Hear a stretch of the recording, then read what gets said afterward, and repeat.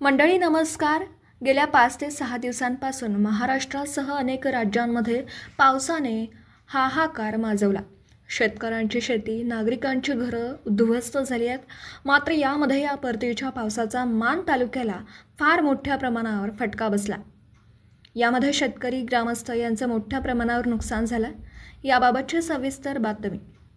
मान तालुक्यातील वरकुटे मलवडी परिसरातील रात्री सुमारे 3 वाजल्यापासून सकाळी 10:30 पर्यंत पडलेल्या संततधार पावसाने परिसरातील नदी नाले तुडुंब भरून वाहू लागलेत. परिणामी वरकुटे मलवडी ते म्हसवडकडे जाणाऱ्या मार्गावरील ओढ्याला पूर आला असून परिसरातील दळणवळण व वाहतूक ठप्प झाली. तर शेनवडी, कुर्नेवाडी, महाबळेश्वरवाडी, वरकुटे मलवडी, जांभुळणी आदी परिसरातील 4 ते 5 गावांचा संपर्क तुटला. याबाबत माहिती अशी की गेल्या 8 दिवसापासून महाराष्ट्रभर कोसळत असलेल्या पावसाने नागरिकांची दाणादाण उडवून दिली. वरकुटे मलवडी परिसरात जून महिन्या अगोदर पडलेल्या पावसाने सभोवतालचे तलाव, विहीर, ओढे, नाले आदी पाणवठ्यात बऱ्यापैकी पाणी भरलं होतं.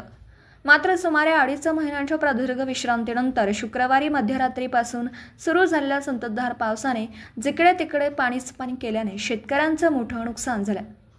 यामध्ये कुकुडवाड परिसरासह खिलारवाडी, आगासवाडी परिसरातील कांदा, टोमॅटो, उडीद, बाजरी, मका आदी पिकांचं मोठ्या प्रमाणावर नुकसान झालं.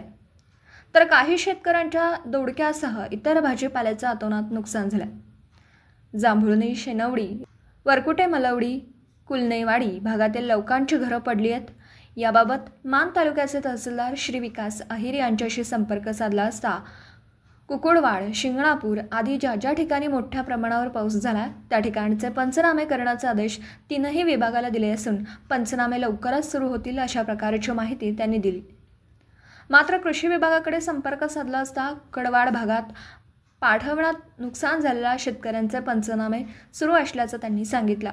मात्र वरकुटे मलवडी, कुर्नेवाडी आदी परिसरातील घरांची पडझड, शेतीमालाचं नुकसान मोठ्या प्रमाणावर झालं असल्याने परिस्थिती गंभीर झाली आहे. ज्या भागातील शेतकऱ्यांचं नुकसान झालं आहे त्या ठिकाणी तात्काळ पंचनामे करून मदत मिळावी अशी मागणी शेतकऱ्यांनी केली आहे. धन्यवाद. संपादक सिद्धार्थ सरतापे, मान महाराष्ट्राचा न्यूज.